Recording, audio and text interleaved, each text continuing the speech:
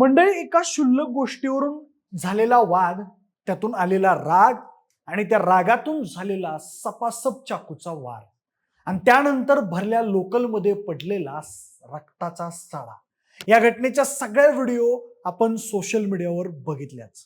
पण मंडळी, या एका रागाच्या भावनेनं अगदी काही सेकंदात एक निरागस जीव गेला आणि एका कुटुंबाचं संपूर्ण आयुष्यच अंधारात गेलं.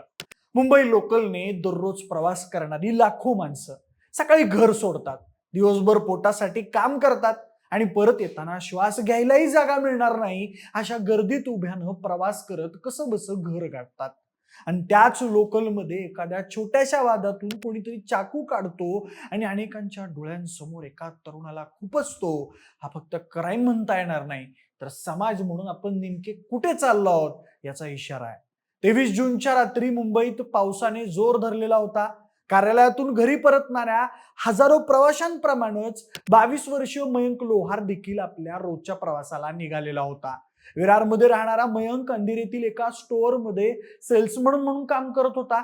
त्याला कल्पनाही नव्हती की हा त्याच्या आयुष्यातला शेवटचा प्रवास ठरणार आहे. म्हणजे मयंक सोबत त्या दिवशी नेमकं काय झालं, तो त्याचा शेवटचा प्रवास कसा काय ठरला आणि जे झालं ते रोखता आलं असतं का, त्यानंतर पोलिसांनी त्याला अवघ्या 15 तासात बेड्या कशा काय ठोकल्या, या सगळ्या प्रश्नांची उत्तरं आणि झालेला सगळा घटनाक्रम जाणून घेऊयात या व्हिडिओच्या माध्यमातून. नमस्कार, मी प्रथमेश आणि तुम्ही पाहताय विषयच भारी. 23 जूनची रात्र. संपूर्ण मुंबईमध्ये पावसानं लोकांची तारांबळ उडवली होती आणि याच दगदगीमध्ये ऑफिसमधून 22 वर्षीय मयंक लोहार देखील आपल्या रोजच्या प्रवासाला म्हणजेच त्याच्या घरी निघालेला होता. विरारमध्ये राहणारा मयंक अंधेरीतील एका स्टोअरमध्ये सेल्समन म्हणून काम करत होता. दिवसभराची धावपळ संपवली, काम संपवलं आणि तो रात्रीच्या 10:30च्या सुमारास चर्चगेट नालासोपारा फास्ट लोकलच्या फर्स्ट क्लास डब्यात चढला. काही स्टेशन ओलांडल्यानंतर त्याच डब्यात आणखी एक व्यक्ती चढला आणि तो जाऊन थेट दरवाजात उभा राहिला. लोकलने अंधेरी स्टेशन सोडताच बाहेरचा पाऊस आणखी जोर धरू लागला आणि तिथल्या उघड्या दरवाजातून पाणी लोकलच्या आत येऊ लागलं. सगळे प्रवासी भिजू लागले. काहींनी दरवाजा बंद करायला सुरुवात केली. त्यानंतर काहींनी त्या तरुणाला दरवाजा बंद करण्याची विनंती केली, पण तो तरुण तिथून हलायला तयारच नव्हता आणि यावरूनच त्या तरुणाचा आणि मयंकचा वाद सुरू झाला.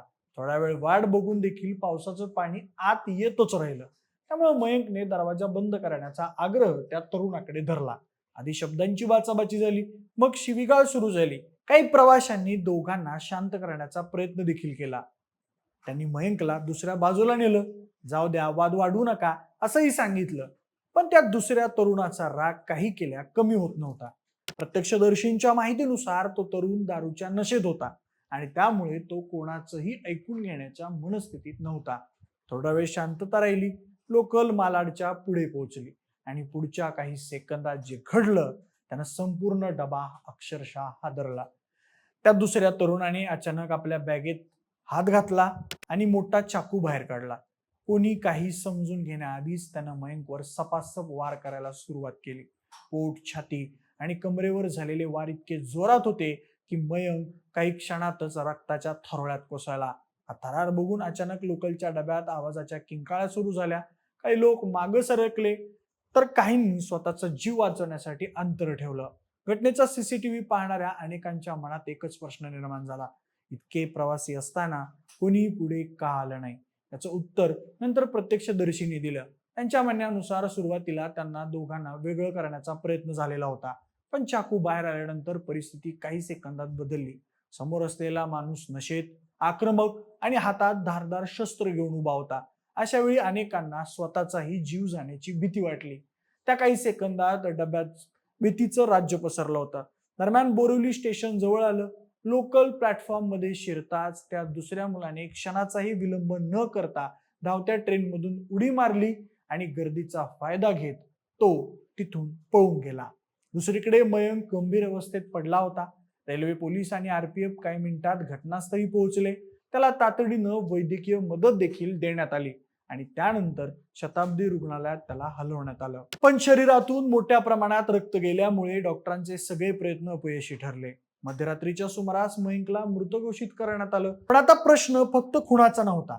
प्रश्न होता, तो आरोपी तरुण नेमका कोण होता, तो पळून कुठे गेला आणि फक्त काही सीसीटीव्ही फुटेजच्या आधारे पोलीस त्याला कसं शोधू शकणार होते. मंडळी, मुंबई रेल्वे पोलिसांसाठी आता ही फक्त हत्या नव्हती, तर त्यांची प्रतिष्ठेची लढाई होती. कारण लाखो प्रवाशांच्या डोळ्यांसमोर झालेला खून करून जर आरोपी सहज पळून गेला असता तर लोकांच्या मनात सुरक्षेबद्दलचा विश्वास पूर्णपणे ढासळला असता. मात्र पोलिसांसमोरही मोठं आव्हान होतं. सुरुवातीला त्यांच्याकडे आरोपीचं नाव नव्हतं, पत्ता नव्हता, मोबाईल नंबर नव्हता, अगदी कोण आहे हेही माहीत नव्हतं. त्यांच्या हाती होतं ते फक्त लोकल मधलं आणि स्टेशन परिसरातलं सीसीटीव्ही फुटेज. ताबडतोब 7 विशेष तपास पथकं तयार करण्यात आली. चर्चगेट ते विरार दरम्यानच्या रेल्वे स्थानकांवरील शेकडो सीसीटीव्ही कॅमेरे तपासले जाऊ लागले. जवळपास 100 पोलीस अधिकारी आणि कर्मचारी या तपासात उतरले. आरोपी स्टेशनमध्ये कुठून आला, कुठे उतरला, कोणत्या दिशेने पळाला याचा प्रत्येक सेकंद जोडला जात होता. तेवढ्यात पोलिसांच्या नजरेत एक महत्वाचा धागा आला. सीसीटीव्ही मध्ये आरोपीच्या टी शर्टवर एका कंपनीचा लोगो स्पष्ट दिसत होता आणि तिथूनच तपासाची चक्र वेगानं फिरायला लागले. पोलिसांनी त्या कंपनीशी संपर्क साधला आणि काही वेळातच आरोपीची ओळख पटली. त्याचं नाव होतं रोशन सुवर्णा. तो मुंबई विमानतळाच्या कार्गो हबमध्ये बारकोड लेबलिंगचं काम करत होता आणि मीरा रोडच्या साईबाबा नगर परिसरात राहत होता. दुसऱ्या दिवशी सकाळी पोलीस त्याच्या घरी पोहोचले, पण तो आधीच घरातून निघून गेला होता. घरच्यांनी सांगितलं की थोड्या वेळात येतो असं सांगून तो कपड्यांची बॅग घेऊन बाहेर पडलेला होता. इथूनच पोलिसांना संशय आला की रोशन मुंबई सोडण्याच्या तयारीत आहे. सीसीटीव्ही फुटेज, मोबाईल लोकेशन आणि इतर तांत्रिक पुराव्यांच्या आधारे पोलिसांना समजलं की तो पनवेलच्या दिशेने गेलाय. तिथून तो आपल्या मूळ गावी जाण्यासाठी बस पकडणार होता, पण त्याचा प्लॅन पूर्ण होण्याआधीच दुपारी पोलिसांनी त्याला गाठलं. अवघ्या 15 तासात खुनाचा आरोपी गजाड करण्यात आला. त्यानंतर चौकशीत रोशनने काही धक्कादायक खुलासे केले. त्याचं म्हणणं होतं की वादादरम्यान मयंकने त्याला मारहाण केली आणि रागाच्या भरात त्याने चाकू काढला. आणि आरोप पोलिसांनी त्यांच्या तपासात फेटाळून लावले, कारण प्रत्यक्षदर्शींचे जबाब, सीसीटीव्ही फुटेज आणि फॉरेन्सिक पुरावे यांची सांगड घातल्यानंतर नेमकं सत्य समोर आलं. काही दिवसांपूर्वी रोशनने त्याच्या अमेझॉनच्या मित्राकडून 2 चाकू घेतले होते. त्यापैकी एक तो नेहमी आपल्या बॅगेत घेऊन फिरत होता. त्याची कोणतीही गुन्हेगारी पार्श्वभूमी नसताना देखील तो रोज चाकू घेऊन का फिरत होता हा प्रश्न अजूनही पोलिसांसमोर अनुत्तरित आहे. पण या सगळ्यात सर्वात मोठं नुकसान झालं ते मयंकच्या कुटुंबाचं. रोज कामावर जाऊन परत येणारा मुलगा त्या रात्री कायमचा निघून गेला. त्याच्या आईचा आक्रोश, बहिणीचे अश्रू आणि कुटुंबियांचा एकच सवाल, एका छोट्या वादासाठी आमचा मुलगा का मारला गेला. मयंकच्या बहिणीनं आणखी एक महत्वाचा मुद्दा मांडला की जर त्यावेळी एक जरी माणूस धाडस करून पुढे आला असता तर कदाचित माझा भाऊ आज जिवंत असता. त्यामुळे सगळ्या सोशल मीडियावर आणि समाजात हळहळ व्यक्त करण्यात आली. तर दुसरीकडे प्रत्यक्षदर्शी प्रवाशांचं म्हणणं वेगळं आहे. त्यांनी सुरुवातीला दोघांना वेगळं केलं होतं, पण आरोपीने अचानक चाकू बाहेर काढल्यानंतर भीतीचं वातावरण निर्माण झालं. हातात धारदार शस्त्र असलेल्या व्यक्तीला एकट्यानं रोखणं प्रत्येकासाठी शक्य नसतं. ही देखील तितकीच वस्तुस्थिती आहे. पण या घटनेनं आणखी एक मोठा प्रश्न निर्माण केलाय. आज माणसं इतकी हिंसक का होत आहेत? पूर्वी राग यायचा, भांडणं व्हायची, पण ती काही वेळानं संपायची. आज मात्र अनेक जण क्षणभराच्याही रागावर नियंत्रण ठेवू शकत नाहीत. मानसिक ताण, दारू किंवा इतर व्यसनं, सहनशीलतेचा अभाव, सोशल मीडियामुळे वाढलेली आक्रमकता आणि मीच बरोबर ही मानसिकता, हे सगळे घटक मिळून अशा घटना घडल्या जात आहेत असं अनेक मानसशास्त्रज्ञ सांगतात. अर्थात प्रत्येक गुन्ह्यामागे एकच कारण असतं असं नाही, पण रागावर नियंत्रण गमावणं अनेक प्रकरणांमध्ये महत्वाचा घटक ठरतो. या घटनेतून सामान्य माणसांनी काही धडे घेण्याची गरज आहे. समोरची व्यक्ती नशेत असेल किंवा विनाकारण आक्रमक होत असेल तर वाद जिंकण्यापेक्षा स्वतःचा जीव वाचवणं महत्वाचं आहे. परिस्थिती बिघडत असल्याचं वाटलं तर लगेच शांततेत माघार घ्या. शस्त्रधारी व्यक्तीला एकट्यानं रोखण्याचा अजिबात प्रयत्न करू नका, पण जखमी व्यक्तीला शक्य तितक्या लवकर वैद्यकीय मदत मिळेल यासाठी नक्की प्रयत्न करू शकता. अनेकदा काही मिनिटात मिळालेली मदत एखाद्याचा जीव वाचू शकते. सगळ्यात महत्वाचं म्हणजे राग. राग हा काही सेकंदाचा असतो, पण त्या रागात घेतलेला चुकीचा निर्णय अनेक कुटुंबांना आयुष्यभराचं दुःख देऊन जातो. मयंक लोहार आता परत येणार नाही. रोशन सुवर्णा जेलमध्ये जाईल.